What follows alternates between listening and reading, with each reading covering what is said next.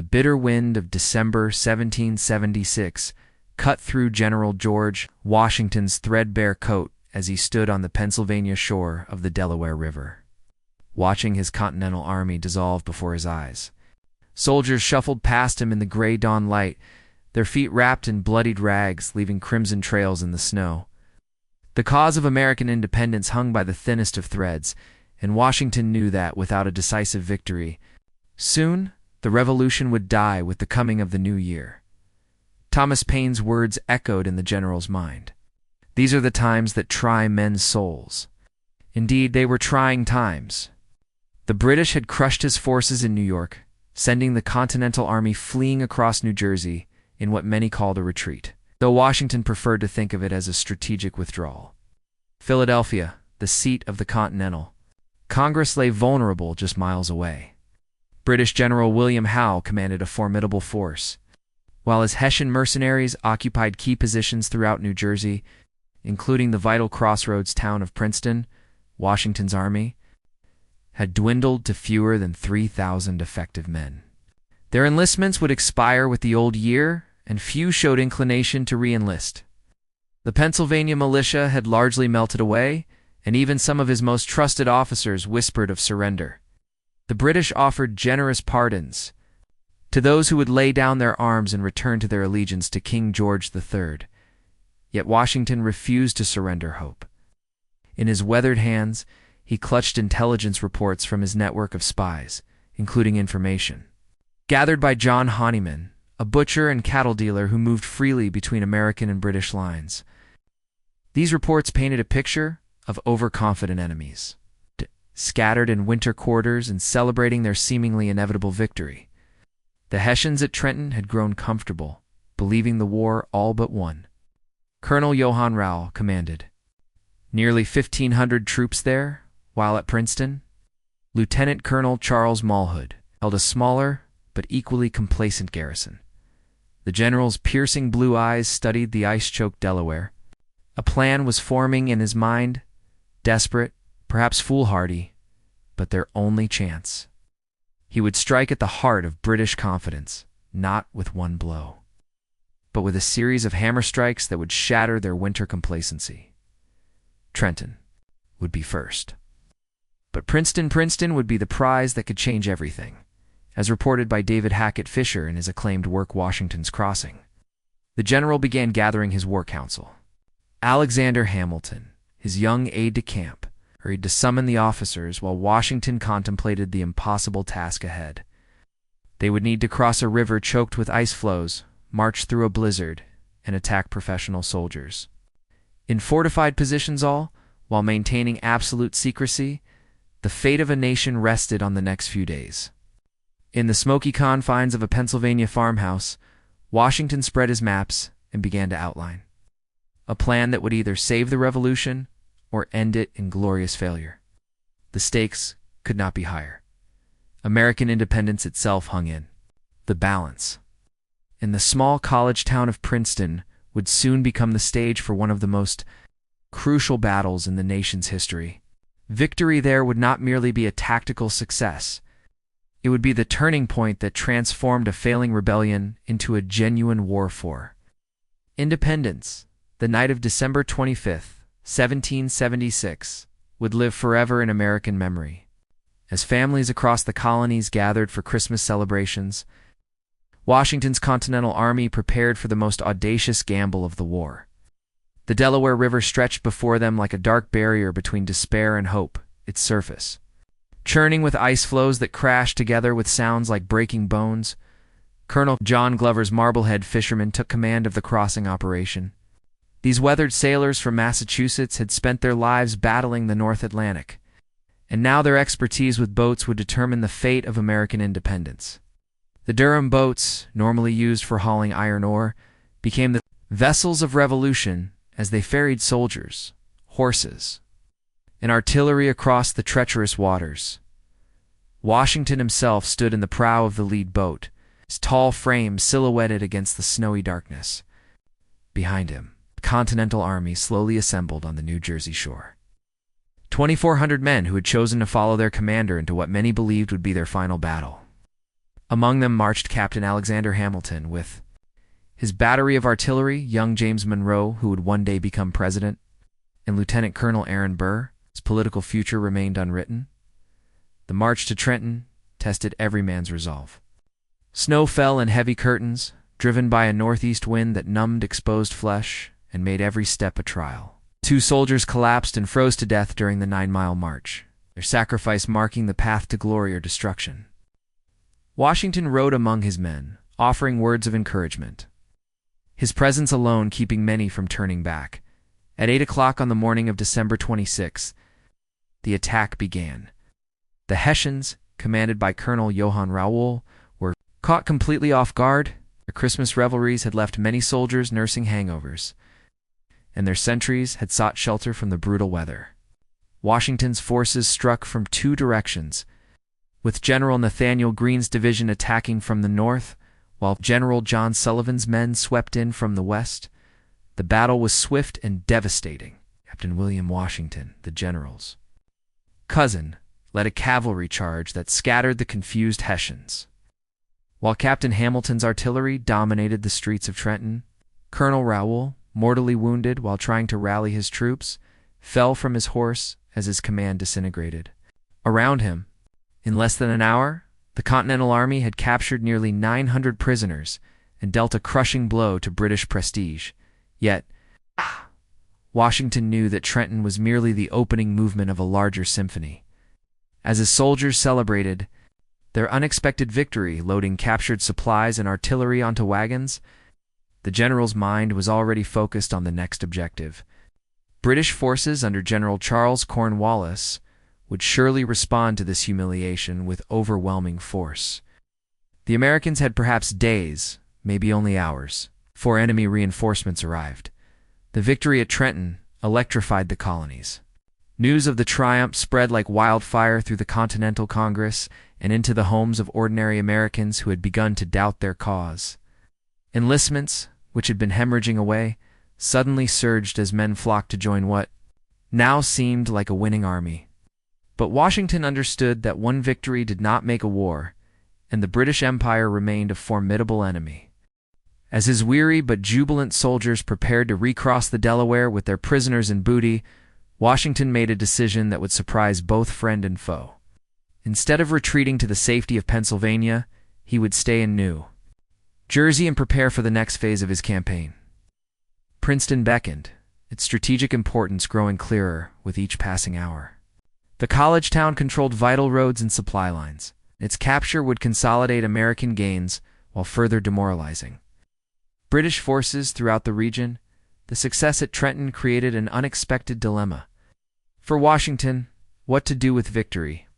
As December 31st approached, bringing with it the expiration of most enlistments, the general faced the possibility of winning a battle only to lose his army. In a moment that would define his leadership, Washington personally addressed his soldiers, appealing to their patriotism and promising a $10 bonus to any man who would extend his service for 6 more weeks. The response was mixed. Some men, their confidence restored by victory, stepped forward to re-enlist. Others, bone-weary and longing for home, gathered their meager possessions and began the long walk back to their farms and workshops.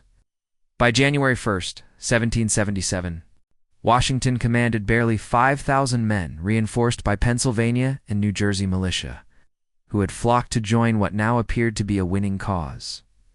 British response to the Trenton defeat was swift and predictable. General William Howe, stung by the loss of prestige, ordered General Charles Cornwallis to abandon his plan to return to England and instead march south from New York with 8,000 veteran troops. Lord Cornwallis, one of Britain's most capable commanders, accepted the assignment with grim determination to crush the American rebellion once and for all. Meanwhile, intelligence reports flowed into Washington's headquarters at a steady stream. His spy network, now emboldened by American success, provided detailed information about British movements and positions. Princeton remained lightly defended, garrisoned primarily by the 40th Foot under Lieutenant Colonel Charles Mawhood, along with elements of the 55th Foot and some mounted troops. The town's strategic value was immense. It controlled the junction of key roads connecting New York and Philadelphia, and its capture would cut British communications throughout central New Jersey. Washington established his position along Assunpink Creek, just south of Trenton, in what appeared to be a defensive posture. His men worked feverishly to strengthen their positions, digging entrenchments and positioning artillery to command the approaches to the town. To casual observers, it seemed the American general intended to make his stand at Trenton, gambling everything on a single defensive battle. Cornwallis arrived on January 2nd with the bulk of his force, immediately recognizing the strength of the American position. The British general was an experienced soldier who had served with distinction in European campaigns, and he understood the folly of frontal assaults against prepared defenses. Instead, he deployed his forces in a deliberate manner, probing American lines while preparing for a coordinated attack the following morning. As darkness fell on January 2nd, the two armies settled into their positions with the Assunpink Creek flowing between them like a river of destiny. British campfires dotted the landscape north of the creek, while American sentries paced their posts along the southern bank. The stage was set for what many expected would be the decisive battle of the war. With Cornwallis commanding overwhelming numerical superiority and Washington trapped with his back to the Delaware River, yet appearances can deceive. And Washington had no intention of fighting a conventional battle against superior numbers. In the darkness of his headquarters, surrounded by his most trusted officers, the general revealed the audacious plan that would either crown their recent success or end in catastrophic failure. They would not await Cornwallis's attack. Instead, they would slip away in the night and strike at Princeton, leaving only skeleton forces to maintain their campfires and create the illusion of an army preparing for battle. The decision required enormous courage. If discovered, Washington's divided forces would be destroyed piecemeal. If the march to Princeton failed to achieve surprise, his army would be caught in the open and annihilated. But the potential rewards matched the risks. Successful attack on Princeton would eliminate a key British garrison, capture vital supplies, and demonstrate that the victory at Trenton was no mere lucky strike, but part of a larger strategic offensive. The night of January 2nd to 3rd, 1777, witnessed one of the most daring maneuvers in military history. As British sentries across Assunpink Creek watched American campfires burn brightly, Washington's army silently slipped away into the darkness, leaving only a skeleton force of 400 men under Colonel Edward Hand to maintain the deception. The main body, nearly 5,000 strong, began a grueling 16-mile march that would take them around Cornwallis's flank and directly to Princeton. General Hugh Mercer, Scottish-born physician turned soldier, led the advance guard along back roads known only to local guides. Behind him marched the core of Washington's army, General Nathaniel Greene's division, General John Sullivan's men, and Captain Alexander Hamilton's battery of artillery. The night was bitterly cold, and the roads, alternately frozen, solid, and muddy from the day's brief thaw, challenged every step of the march. Washington had divided his forces into two columns, with General Sullivan taking a more direct route, while Washington himself accompanied General Mercer's flanking movement. The plan called for simultaneous attacks on Princeton from multiple directions, overwhelming the British garrison before they could organize effective resistance. Timing would be crucial too early, and they would lose the element of surprise. Too late, and Cornwallis might discover their absence from Trenton, as reported in contemporary accounts from the New Jersey Historical Society. Local patriots provided invaluable assistance to the marching army. Farmers opened their homes to provide brief respite from the cold, while guides led the columns along little-known paths that avoided British patrols. The people of New Jersey, emboldened by the victory at Trenton, now openly supported the American cause, where weeks before they had hidden their sympathies. By dawn on January 3rd, Washington's gamble appeared to be succeeding. The army had covered most of the distance to Princeton without detection, and advance scouts reported that the British garrison remained unaware of their approach. Lieutenant Colonel Charles Mulhood commanded fewer than 700 troops in Princeton, primarily elements of the 40th and 55th Foot Regiments, along with some dragoons and artillery. The sun rose on a crystal-clear winter morning, revealing a landscape transformed by the previous night's activities. Where Cornwallis expected to find Washington's army trapped against the creek, his patrols discovered only abandoned positions and smoldering campfires.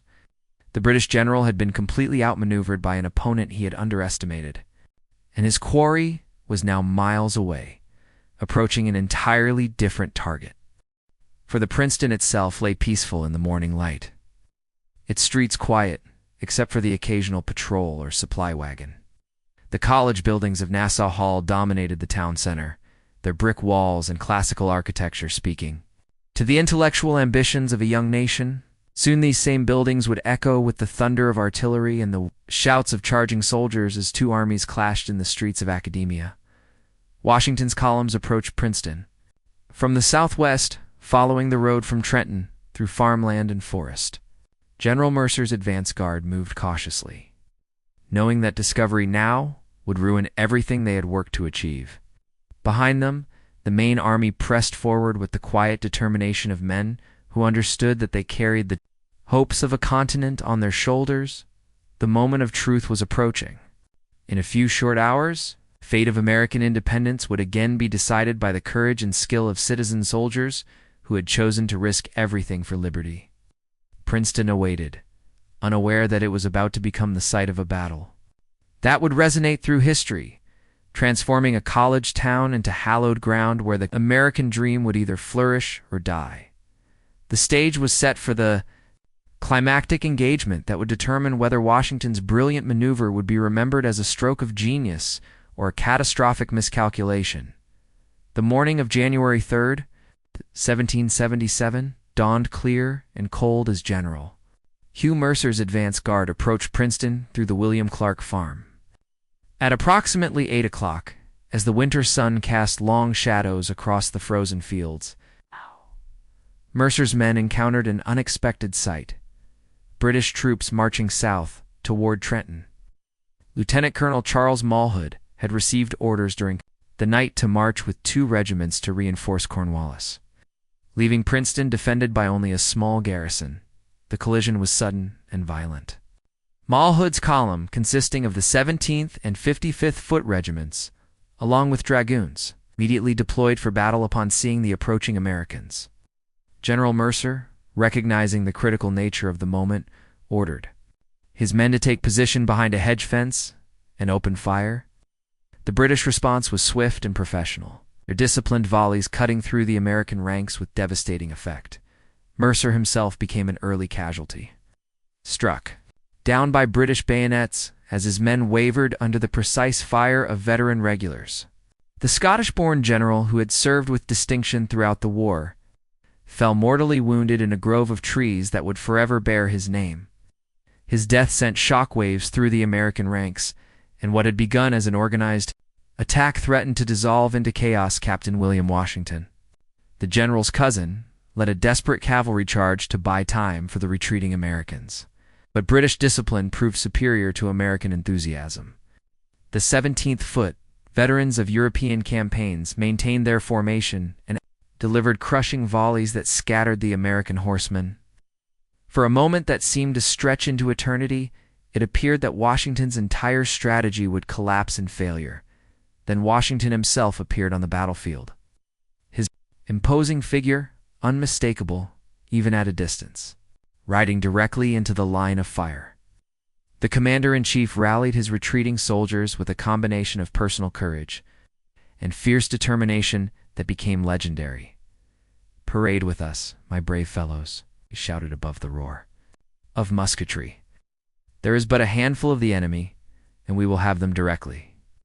The arrival of Captain Hamilton's artillery proved decisive.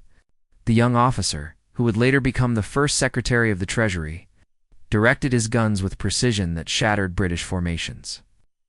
Cannonballs crashed through Mulhood's ranks while grape shot swept the field clear of resistance. The tide of battle began to turn as American reinforcements arrived and British resolve started to crack under the relentless bombardment. Lieutenant Colonel Mulhood, recognizing that his position had become untenable, ordered a fighting withdrawal. His troops conducted themselves with professional skill, maintaining formation while falling back through Princeton streets toward the post road to New York. but the damage had been done. American forces now controlled the field, and the psychological impact of another victory would prove immeasurable. The fighting shifted to Princeton itself as American forces pursued the retreating British through the town's streets. Nassau Hall, the main building of the College of New Jersey, had been occupied by British troops, who now found themselves surrounded. Captain Hamilton again distinguished himself by positioning his artillery to command the building's entrance, though legend credits him with firing a cannonball through a window that struck a portrait of King George II. The garrison at Nassau Hall surrendered after brief resistance, adding nearly 200 prisoners to Washington's growing collection. Among the captured supplies were desperately needed blankets, ammunition, and provisions that would help sustain the Continental Army through the remainder of winter. More importantly, the victory at Princeton demonstrated that Trenton had been no fluke. The Continental Army could defeat British regulars in open battle, as detailed in accounts preserved by the Princeton Historical Society. The battle's aftermath revealed the full scope of American success. British casualties included nearly 100 dead and wounded, while American losses, though significant, were far lighter. The death of General Mercer cast a shadow over the victory, but his sacrifice had purchased something invaluable: proof that the American cause could prevail against professional European armies. Word of the twin victories at Trenton and Princeton spread throughout the colonies like wildfire, reviving patriot spirits that had nearly been extinguished by the disasters of late 1776. Foreign observers, particularly in France, began to reassess the prospects of American independence. What had seemed like a hopeless rebellion now appeared to be a genuine war between equals. The immediate aftermath of Princeton revealed the full genius of Washington's winter campaign. As British forces retreated northward toward New Brunswick and New York, leaving behind vast stores of supplies and munitions, the strategic landscape of the war had fundamentally changed. No longer could British commanders assume that American forces would simply melt away when confronted by professional troops. The victories at Trenton and Princeton had transformed the Continental Army from a band of desperate rebels into a legitimate military force. General Cornwallis, upon discovering Washington's escape from Trenton and the subsequent disaster at Princeton, faced a humiliating strategic defeat. His 8,000 troops had been outmaneuvered by an opponent he had dismissed as an amateur, and his reputation as an invincible commander lay in tatters. The British general immediately began a pursuit, but Washington had gained too much of a head start. The Americans established winter quarters in Morristown, a position that dominated the approaches to New York while remaining secure from British attack. The psychological impact of these victories extended far beyond military circles. Throughout the 13 colonies, patriots who had despaired of their cause now rallied to the Continental colors. Militia units that had disbanded in the face of British victories reformed with new determination. More crucially, wavering neutrals began to commit themselves to the American cause, providing the rebellion with the popular support necessary for ultimate success. Foreign reaction proved equally significant. In Paris, French Foreign Minister Charles Gravier, Count of Vergennes, closely monitored American military developments as he considered whether France should risk another war with Britain. The victories at Trenton and Princeton provided evidence that American forces could achieve meaningful military success, making French intervention a calculated risk rather than a hopeless gamble. Though formal alliance remained months away, the groundwork for French support had been laid in the snowy fields of New Jersey. Benjamin Franklin, serving as American representative in Paris, skillfully exploited news of the victories to advance diplomatic negotiations.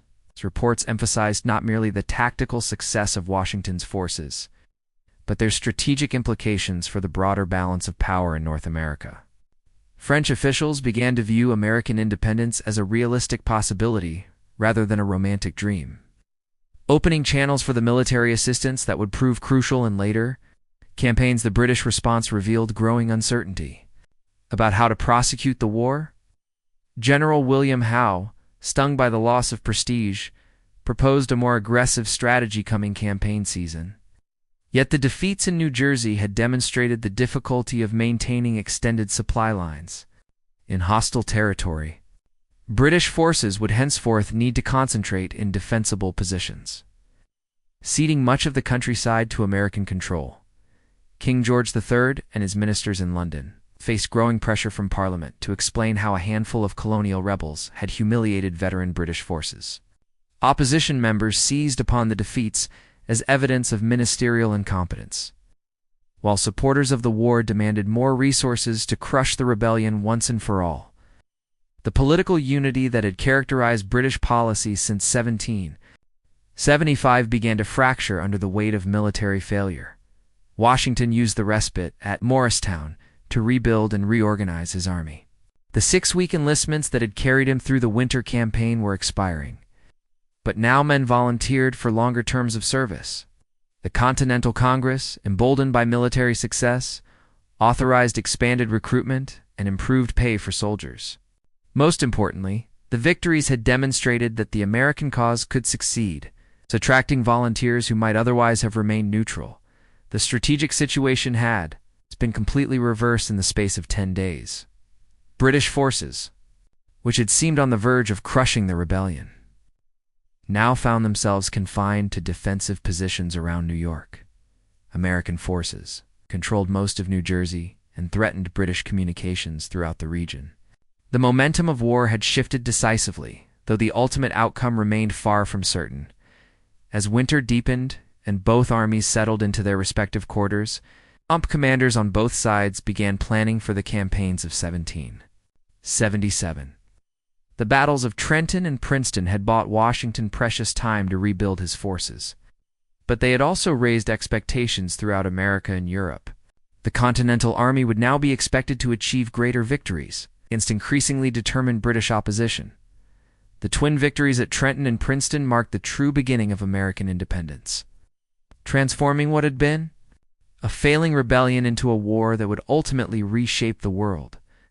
In the months and years that followed, the strategic and psychological foundations laid during those 10 crucial days in winter, 1776 and 1777, would prove instrumental in achieving final victory over the British Empire. The immediate military consequences of Princeton extended far beyond the capture of supplies and prisoners. British commanders throughout North America were forced to reconsider their strategic assumptions about American military capabilities. No longer could they dismiss Continental forces as rabble in arms, capable only of guerrilla harassment. Washington had demonstrated that American troops, properly led and motivated, could defeat British regulars in conventional battle. This revelation would influence British tactical decisions throughout the remainder of the war. The diplomatic ramifications proved equally significant. French entry into the war, formalized by the Treaty of Alliance in February 1778, traced its origins directly to the evidence of American military competence provided by the New Jersey campaign. King Louis XVI and his ministers had required proof that American independence was achievable before risking another global conflict with Britain. The victories at Trenton and Princeton provided that proof, leading to French naval and military support that would prove decisive at Yorktown. Perhaps most importantly, the psychological transformation wrought by these victories sustained American resistance through the darkest periods of the war. When British forces occupied Philadelphia in 1777, when continental currency became worthless, when mutinies threatened to destroy the army, Americans could remember that their cause had triumphed against impossible odds before. The memory of Washington crossing the Delaware and the thunder of Hamilton's guns at Princeton became talismans of hope that carried the Revolution through to final victory. The College of New Jersey, later renamed Princeton University, emerged from the battle with enhanced prestige that would shape American higher education for generations. Nassau Hall, scarred by artillery fire during the battle, became a symbol of academic dedication to the cause of liberty. The institution would go on to educate numerous presidents and statesmen, its brick walls serving as constant reminders of the price of freedom, the human cost of Princeton. While relatively light in absolute terms, included the loss of General Hugh Mercer, whose death exemplified the sacrifice required for independence. His grave became a shrine for patriots throughout the war. While his example inspired countless other soldiers to risk everything for liberty, the elm trees under which he fell grew into monuments more lasting than marble, their branches sheltering generations of Americans who inherited the freedom he died to secure. Military historians would later recognize Washington's winter campaign as a masterpiece of strategic thinking and tactical execution. The ability to maintain secrecy while moving large forces across difficult terrain, the coordination of multiple columns converging on a single objective, and the psychological insight that recognized when audacity could succeed where caution would fail, all demonstrated military genius of the highest order. These victories established Washington's reputation as a commander worthy of comparison with the greatest generals in history. The legacy of Princeton extended beyond American shores, inspiring democratic movements throughout Europe and Latin America. The proof that citizen soldiers could defeat professional armies became a beacon of hope for oppressed peoples everywhere. From the French Revolution through the struggles for independence in South America, the example of American success provided both inspiration and practical guidance for those seeking to throw off the chains of tyranny. In the broader context of world history, the Battle of Princeton marked a crucial step in the decline of European colonial empires and the rise of Republican government. The defeat of British forces in New Jersey demonstrated that determined populations could successfully resist imperial control, a lesson that would resonate throughout the 19th and 20th centuries as subject peoples across the globe sought their own independence. Today, visitors to Princeton can walk the same streets where Washington's soldiers charged through the winter dawn, can stand in Nassau Hall where British troops surrendered, and can pause at the Elm Grove where General Mercer gave his life for American independence. These sites serve as tangible connections to the moment when the course of history turned, when a desperate gamble became the foundation of a nation that would eventually lead the free world. The Battle of Princeton, though lasting only a few hours on a cold January morning, reverberates through American history as proof that freedom, once kindled in the human heart, cannot be extinguished by any earthly power. It stands as eternal testimony to the truth that liberty, defended by courage and guided by wisdom, will ultimately triumph over tyranny, no matter how overwhelming the odds may seem.